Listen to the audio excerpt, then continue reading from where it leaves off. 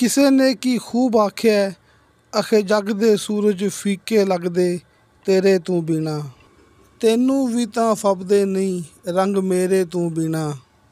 ਲੱਖ ਦੁਨੀਆ ਬੋਲ ਕਰੋੜਾਂ ਵੇ, ਪਰ ਮੈਂ ਤੇ ਸੁਣਿਆ ਤੂੰ। ਮੈਨੂੰ ਹੋਰ ਕੁਝ ਨਹੀਂ ਚਾਹੀਦਾ, ਮੇਰੀ ਤਾਂ ਦੁਨੀਆ ਤੂੰ। ਮੈਨੂੰ ਹੋਰ ਕੁਝ ਨਹੀਂ ਚਾਹੀਦਾ, ਮੇਰੀ ਤਾਂ ਦੁਨੀਆ ਤੂੰ।